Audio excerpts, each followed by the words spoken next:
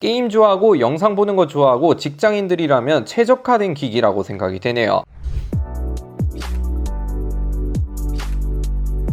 안녕하세요. IT의 진심인 남자 티노입니다. 오늘은 갤럭시 Z 폴드5 한 달 실사용 분석 리뷰를 말씀드릴까 하는데, 언팩부터 시작해서 지금까지 대략 한 달 넘게 써보고 있는데, 개인적으로 폴드 저는 몇 년 만에 써보기도 했고 가형 스마트폰만 써봤다가 느꼈던 점들 혹은 여러분들이 궁금했던 사항들 자세하게 다 말씀드릴게요.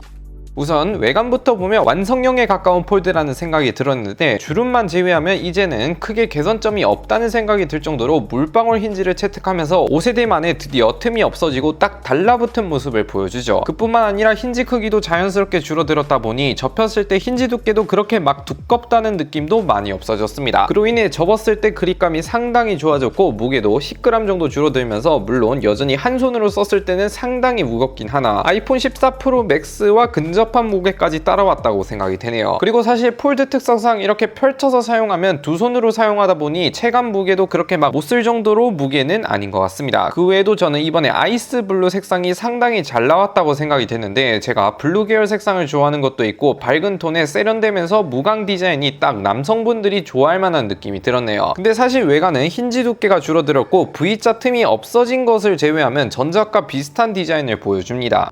디스플레이도 자세히 보면 사실 스펙상 폴드4와 동일한 모습을 보여줍니다. 커버화면은 6.2인치 23.1대 9 비율의 상당히 독특한 비율과 해상도를 보여주는데, 커버 디스플레이도 고릴라 빅터스 플러스의 120Hz 가변 주사율을 탑재하면서 메인 디스플레이와 어색함 없는 모습을 보여줬어요. 메인 디스플레이는 7.6인치 6대 5 비율의 인피니티 플렉스 디스플레이를 탑재했는데 최저 1Hz까지 떨어뜨릴 수 있습니다. 아무튼 뭐 이런 것도 있고, 화면 밝기도 보면 삼성에서 공식 발표하진 않았는데 다른 해외 리뷰어들 자료를 보니 수동 최대 밝기는 480니트, 자동 최대 밝기는 1100니트까지 올라가는데 상당히 높은 편이긴 하나, 아무래도 요즘 바형 스마트폰이 최대 1700니트까지 올라가는 걸 보다가 폴드를 쓰면 야외 직사광선이 쬐는 환경에서 쓸 때는 약간 어둡다는 느낌이 조금 들긴 하지만 그 외의 환경에서는 크게 문제될 느낌은 없었습니다. 스펙 얘기 말고 사용성 관련해서도 말씀드리자면, 메인 디스플레이에서 사용할 때 가장 만족했던 부분은 저는 멀티태스킹으로 그냥 갤럭시 탭 혹은 소형 태블릿을 쓰는 듯한 느낌이 들었는데, 이렇게 유튜브를 보면서 화면 밑에 어플을 드래그하면 빠르게 분할해서 쓸 수 있다거나 팝업창 형태로 띄워서 볼 수도 있습니다. 그래서 SNS나 웹서핑을 메인 화면에서 볼 때 비율이 매우 안 좋지만 분할해서 보면 바형과 비슷한 화면 비율을 보여줍니다. 이거 말고도 게임하면서 한쪽에 공략집을 띄워서 사용하는 것도 괜찮았네요. 그 외에도 일단 화면 자체가 7.6인치이다 보니 텍스트로 된 형태도 물론 좋지만 영상 매체를 봤을 때 특히 몰입감이 매우 좋았고 시원시원해서 유튜브나 넷플릭스 보기에 좋았다라는 생각이 됩니다. 그리고 이번 사전 예약 때 공짜로 준 슬림 S펜 케이스가 저는 매우 마음에 들었는데, 이게 초기 공정 이슈가 있어서 좀 그렇긴 하지만 양품 기준으로 볼 때 애플의 실리콘 케이스 컬러감에 S펜에 포인트를 준 나름 케이스 디자인도 매우 젊어졌고, 비록 케이스이긴 하나 S펜을 수납할 수 있고 직접 써봐도 노트 S펜처럼 인식도 빠릿빠릿하고 오히려 화면이 크다 보니까 바형 S펜보다 활용성이 좀 더 커 보였습니다. 아무튼 단순히 화면만 커진 게 아니라 활용성도 커진 만큼 따라오지 않았나라는 생각이 드네요.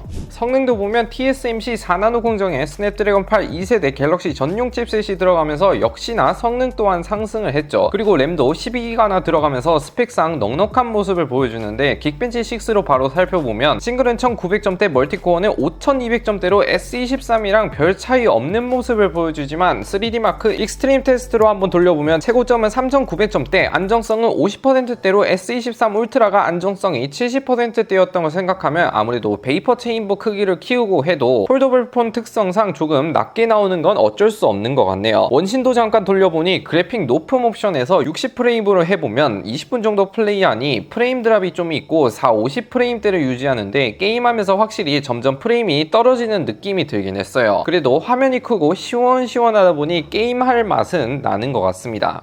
카메라도 볼까요? 사실 카메라도 디스플레이와 마찬가지로 전반적으로 동일한 카메라 품질을 보여주는데, 50메가픽셀의 메인 카메라와 10메가픽셀의 3배 망원, 12메가픽셀의 초광각 이렇게 트리플 카메라를 보여줍니다. 카메라 UI도 보면 카메라를 켰을 때 굉장히 큰 뷰파인더를 볼 수 있는데 꽤 디테일하면서 크게 볼 수 있습니다. 그 외에도 이제 성능이 어느 정도 받쳐주다 보니 셔터렉도 많이 개선이 되었는데, 빠르게 찍어보면 씹히는 현상도 크게 줄어든 모습을 확인할 수 있어요. 그리고 폴드만 쓸 수 있는 캡처뷰, 이렇게 살짝 접어준 상태에서 사진을 찍으면 옆에 찍은 찍은 사진들을 볼 수가 있는 기능이 있는데 솔직히 막 그렇게 유용한지는 저는 잘 모르겠네요. 그 대신 커버화면 미리 보기는 확실히 유용한데 커버화면에서 실시간으로 미러링을 지원하고 제스처를 이용해서 사진도 찍을 수 있습니다. 그 외에도 동영상에서 4K 60프레임 촬영 시에도 미러링을 지원해요. 사진도 확인해보면 전형적인 갤럭시 플래그십 사진 퀄리티를 보여주는데 실제 눈으로 보는 사진처럼 사실적인 느낌이 많이 들어갔고 색상 디테일도 생생하게 살아있는 듯한 느낌이 들었습니다. 망원도 메인 렌즈와 마찬가지로 상당히 훌륭한 디테일을 보여주고 다이나믹 레인지가 넓은 느낌을 많이 보여줬어요. 초광각도 전형적인 초광각 느낌? 주간에서는 요즘 이상하게 나오는 게 더 어렵기 때문에 상향 평준화된 모습을 보여줍니다. 야간 사진도 마찬가지로 초광각을 제외하면 극한의 저조도가 아닌 이상해야 상당히 훌륭한 디테일을 보여줬어요. 메인과 망원의 품질은 매우 뛰어나지만 초광각의 세부적인 디테일들이 많이 뭉개지는 현상이 많기에 그냥 평범한 수준을 보여줬습니다. 그리고 동영상에서 저는 보통 4K 60프레임으로 세팅해서 촬영을 하는데 한 가지 아쉬운 점은 폴드는 초광각 촬영을 지원하지 않습니다. 그래도 메인으로 대충 촬영을 해보면 상당히 부드러운 영상 퀄리티를 보여줬어요.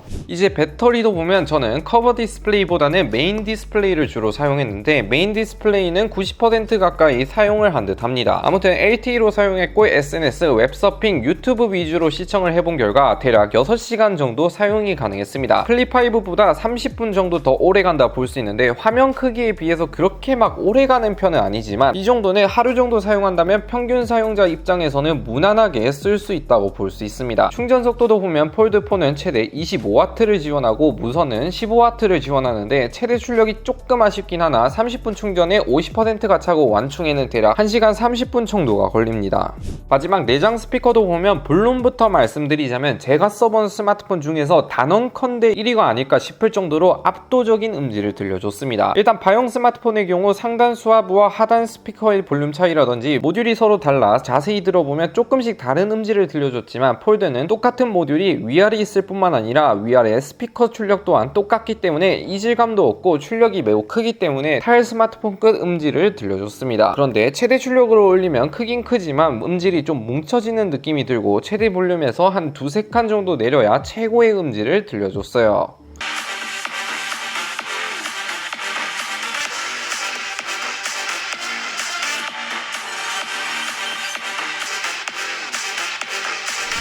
이렇게 갤럭시 Z 폴드5 한 달 실사용 리뷰를 말씀드렸는데 간단하게 요약해보자면 과연 200만원 내고 쓸만할까 싶지만 일부 사용 패턴에 있어서 바형 스마트폰보다 분명 유리한 점이 많다 보니 저는 앞으로도 계속해서 꾸준하게 수요가 있을 거라는 생각이 들었습니다. 특히 영상을 볼 때 소리도 빵빵하고 화면도 크고 시원시원하고 멀티태스킹은 정말로 스마트폰 중에서 폴드가 가히 압도적이라 간단한 업무 용도로 쓰기에도 좋아 보여서 폴드를 한번 맛보고 만족한 사람이라면 계속 폴드만 쓰지 않을까 싶기도 합니다. 게임 좋아하고 영상 보는 거 좋아하고 직장인들이라면 최적화된 기기라고 생각이 되네요. 물론 아쉬운 점은 가격에 비해 S23 울트라만큼의 최고의 퍼포먼스를 보여주진 않지만 이 정도는 뭐 납득이 된다 해야 하나? 그리고 내구성이라든지 수리 비용이 3캐프를 들어도 29만원까지 올라버려서 소중히 다뤄야 한다는 조건까지 붙은 게 단점이라 생각이 되네요. 아무튼 오늘 영상 여기까지 시청해주셔서 감사드리고요. 마지막으로 고정 댓글에 에어팟 프로2 구독자 이벤트도 많은 참여 부탁드리고 이전 영상에 슈퍼땡스로 5,000원이나 후원해주신 찬민님 매우 감사드리고 규태님도 이번에 또 5,000원을 후원해주셨는데 두 분 매우 감사드립니다. 안녕히 계세요.